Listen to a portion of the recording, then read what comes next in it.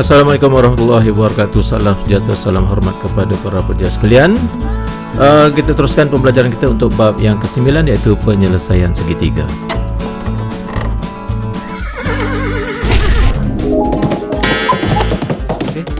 Okey, dalam siri pembelajaran kita kali ini, kita akan mempelajari satu perkara baru, iaitu berkenaan dengan rumus Heron.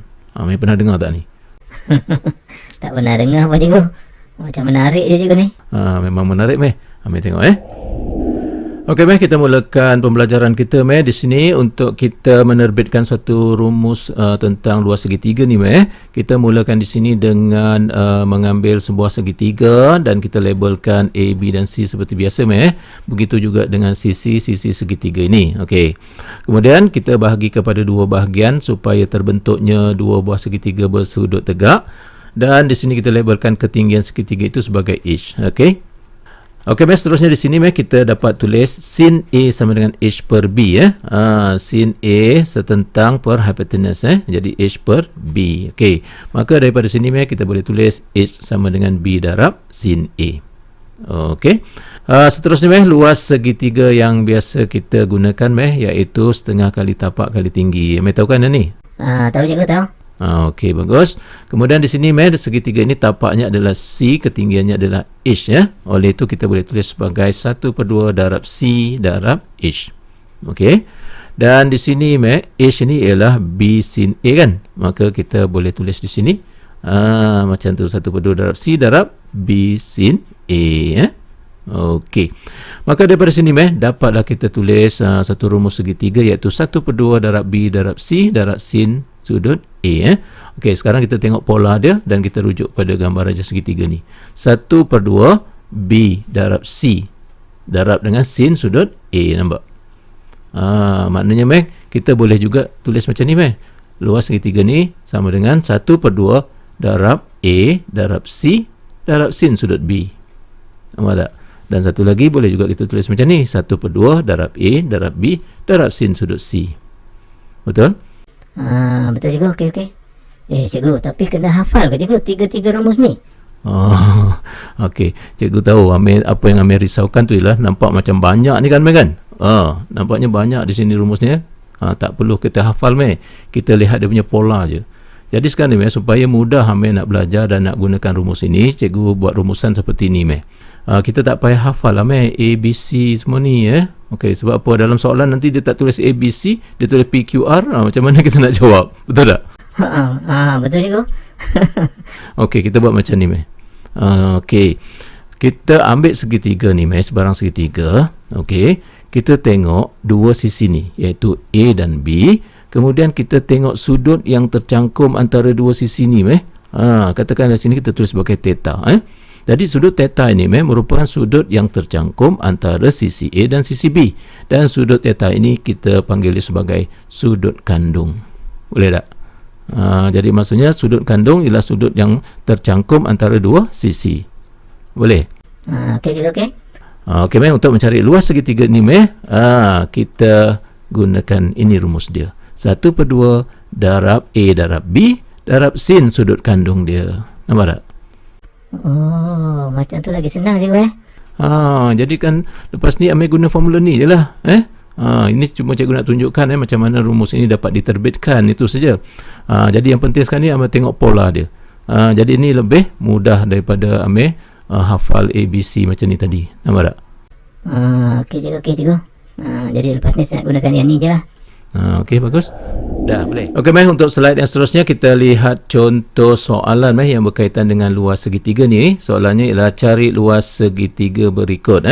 Okey, kita lihat di sini, segitiga diberikan di sini. Nampak tak? Di sini diberikan dua sisi dan satu sudut kandung, kan? Okey, jadi apabila diberikan dua sisi dan satu sudut kandung, maka kita boleh guna rumus ni lah. Jadi mudah saja di sini, iaitu 1/2 darabkan dengan dua sisi ni, iaitu 18.4 darab dengan 16.2 darab dengan sin sudut kandung dia, iaitu 49. Nampak? Okey. Tapi Amir kena ingat di sini, jangan tinggal sin, sebab dalam jawapan peperiksaan ke apa cikgu tengok, ramai pelajar yang tertinggal sin ni, ditulis darab dengan 49. Habislah salah. Okey cikgu, okey. Okey, meh, kemudian ambil kalkulator je lah, meh. Okey, ringkaskan, akhirnya dapat jawapan lah. Itulah jawapan dia. Oh, mudah cikgu Memang mudah, meh, kalau kita faham, meh. Okey cikgu, okey. Okey, meh, untuk slide yang seterusnya ni, meh, kita lihat contoh soalan yang kedua, berkenaan dengan luas segitiga ni. Okey, jadi apa masalah yang diberikan di sini? Diberi luas segitiga PQR ialah 50 cm persegi, cari nilai theta. Jadi ini adalah segitiga yang diberikan, meh.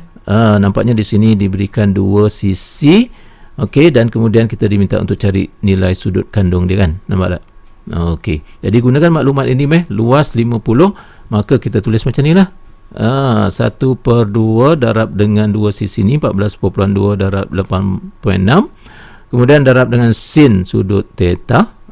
Itu adalah luas dia, kan, dan luasnya adalah 50, jadi sama dengan 50 lah sini.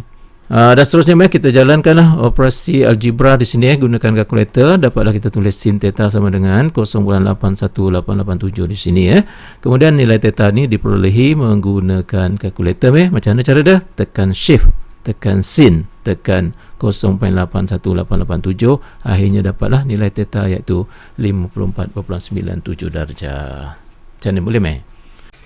Okey cikgu, okey. Tak susah sangat sebenarnya cikgu, Okey, bagus. Okey, meh, untuk slide yang seterusnya, meh, kita akan lihat apa yang dikatakan sebagai rumus Heron. Rumus Heron ni, meh, adalah satu perkara baru, meh, yang kita akan pelajari, Cikgu, rumus Heron ni untuk apa cikgu, Rumus Heron ni, meh, digunakan juga untuk mencari luas segitiga. Okey. Okey, jadi kita tengok macam mana yang dikatakan sebagai rumus Heron, Okey cikgu, okey. Okey, meh, kita lihat bagaimana yang dikatakan sebagai rumus Heron, Okey, rumus Heron adalah rumus untuk menentukan luas segitiga. Okey, cikgu nak beritahu Amir di sini, rumus Heron ni cikgu tak dapat tunjukkan cara pembuktian bagaimana rumus Heron itu diperolehi, kerana dia agak complicated sikit, meh. Kalau Amir perlukan keterangan lanjut, meh, tentang bagaimana rumus Heron ini diterbitkan, Amir boleh Google lah, ataupun Amir boleh tengok di YouTube dan sebagainya, Okey. Baik, sekarang ni rumus Heron tu bagaimana? Okey, di sini cikgu lakarkan segitiga dengan sisi-sisinya iaitu A, B dan C. Okey.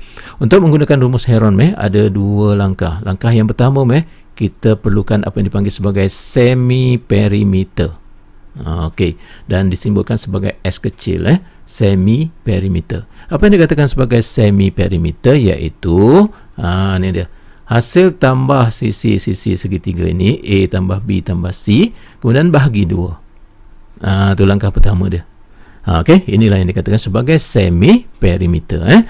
Okey, langkah yang kedua, meh, yang inilah yang dipanggil sebagai rumus Heron. Ni, meh, kami tengok. Luas segitiga sama dengan punca kuasa 2, S darab dengan S tolak A, darab dengan S tolak B, darab dengan S tolak C. Okey, S tu apa dia? S itu ialah semi-perimeter yang di atas ni. Okey, maka inilah dia yang dipanggil sebagai rumus Heron. Menarik tak, meh? Tak pernah tengok cikgu rumus ni. Itulah, meh, kelebihan belajar subjek advanced ni, meh. Kita dapat jumpalah rumus-rumus yang macam ni, Betul cikgu, betul.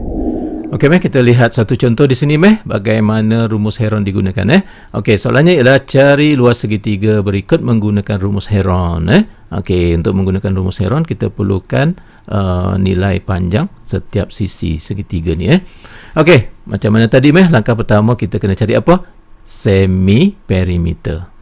Bagaimana cara nak dapatkan semi-perimeter? Iaitu kita tambahkan sisi-sisi ni, 10 tambah 5 tambah 11 ni, kemudian kita bahagikan dengan 2. Okey, maka dapatlah di sini 13 dan kita nyatakan dia sebagai S, S huruf kecil, meh. Okey cikgu. Seterusnya kita gunakan rumus Heron ini.